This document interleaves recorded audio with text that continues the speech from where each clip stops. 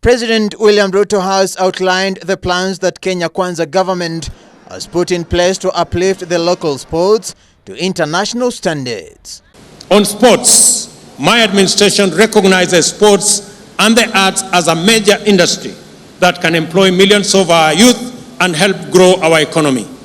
This is why we have moved with speed to get our football back, to protect Kenya's proud athletes' pedigree from doping. In the long-term plan that will revive soccer in the country, President William Ruto has announced to champion grassroots football program that will tap talents. We will rebuild and monetize our sports and creative industry. As part of this plan, I will champion a grassroots football development program that will see national government work with county governments to invest heavily in youth football.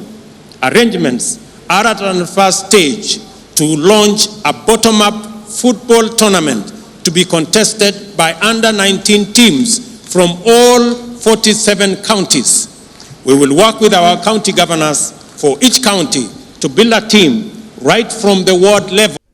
According to President William Ruto, this will propel Kenya to achieve its target of playing in the 2030 World Cup and hosting 2027 Africa Cup of Nations.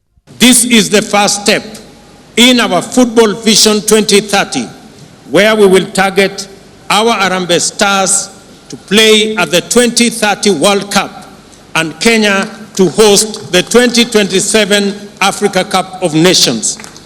Together, let us build Kenyan football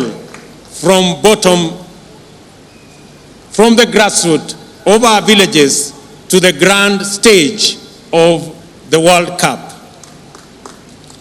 I suggest to the ministry that the finals of these inter-county teams should be held on Jamhuri Day every year so that we can celebrate the teams from across Kenya. Kenya has failed to qualify for the World Cup in 13 attempts since 1974, having featured in 74 matches, won 24, drawn 18, and lost 32. The closest Harambee Stars came to qualification was in 1998 under the tutelage of German coach Reinhard Fabisch. Stars then comprising the generation of Musa Otieno, Vincent Kwarula, Michael Koth, Tilen Oguta, Tom Ogweno, Ramadhan Balala, and Boniface Ambani. On Tuesday, December 6th this year, the cabinet approved the proposal for Kenya to host the 2027 Africa Cup of Nations alongside other East African nations.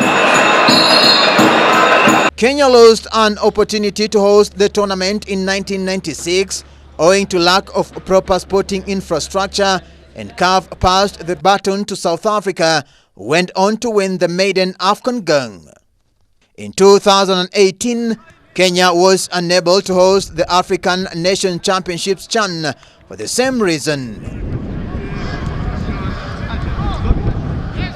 Davis Mberia, Every Sports.